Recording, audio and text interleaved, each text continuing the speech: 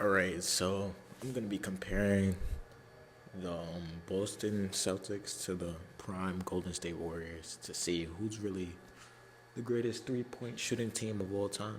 Because recently, the Boston Celtics have taken the blueprint from the Golden State Warriors' previous teams and shot way more threes than other teams, and they have other teams adapting to their play styles. They have players that shouldn't even be attempting more than 10 plus threes a game, shooting way more threes than they're supposed to. You got Jalen Green and Anthony Edwards. Those are a list of names, two names, but they are athletic specimen that choose to settle on threes because the three is more of an efficient shot, I guess, in today's NBA, which the Golden State Warriors truly adapted into their play style fluently, and that's how they won all of those championships with their super team and with their three-point shooting.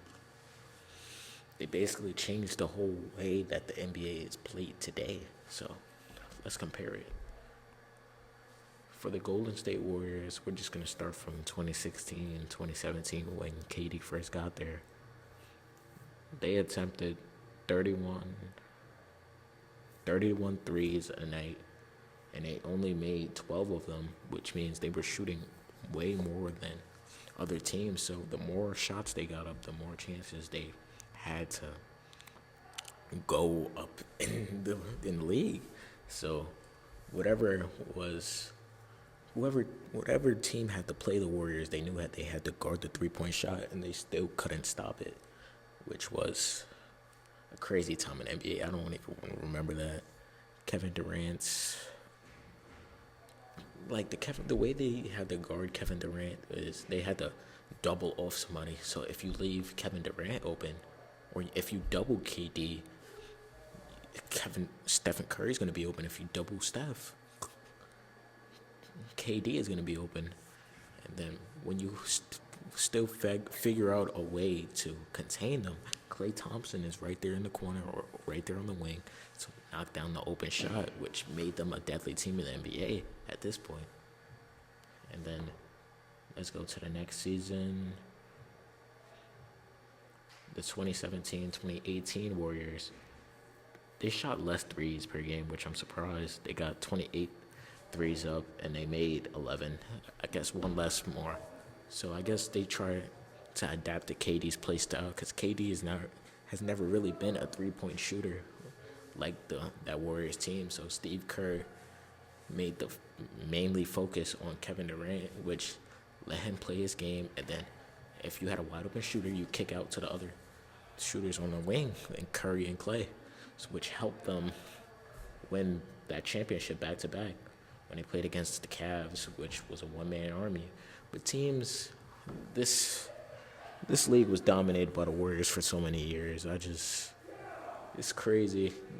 They're often called the best team in the world or best team ever with KD, or they're compared to the '96 Bulls. In my opinion, they beat the Bulls because of their three-point shooting, the way they revolutionized the game of basketball. So let's go to the 2018-19 season, their last season together. And they attempted 34 threes, so they got more than the other team combined. I mean, not the other team. They got more than the other seasons combined. They attempted 34, and they made 13 of them, one more than 2 years ago. So they focused more on Curry this season. I feel like looking back at the highlights, their gravity on the court was just crazy at the time. It's unfathomable how they were still getting wide open shots, even though their teams knew what was coming, and it still happened. Klay having 60, he broke the record this season in threes. He broke his own teammate's three-point record in this season, if I'm not mistaken. So this Warriors team, the last 4 years, they basically kept the same core together for all 4 years. Starting lineup: Curry, Thompson, KD, Draymond, and then I'm pretty sure it was Festus Ezeli starting, if I'm not mistaken. Festus Ezeli, or is this the season Andrew Bogut came back? I don't really remember, but Yeah, this Warriors team got up 34. I thought they got up way more threes than that. I'm surprised.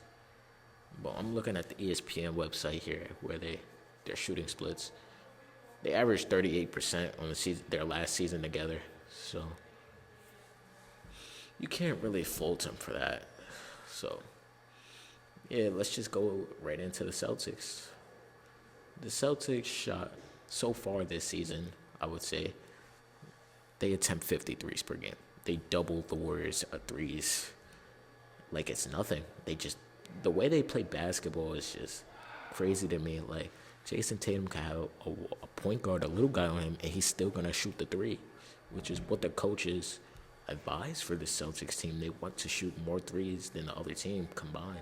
So once you play them, you know they're just going to try to attack you and then drive and kick, which a lot of teams adapted into the play style, like I said, but nobody does it like the Celtics. The Celtics legit have 8 people that could attempt 10 threes a game, which is crazy in today's NBA. You got Peyton Pritchard shooting 8 a game, Sam Hauser shooting 7 a game, Jason Tatum shooting 15 a game, Jaylen Brown shooting 8 a game, Al Horford taking 6, Porzingis at least taking 9, Derek White taking like 14 to 15 threes a game, Drew Holiday getting 9, supposedly on a good day. So this Celtics team is basically revolutionizing the NBA like the Warriors did, but they're doing it way worse.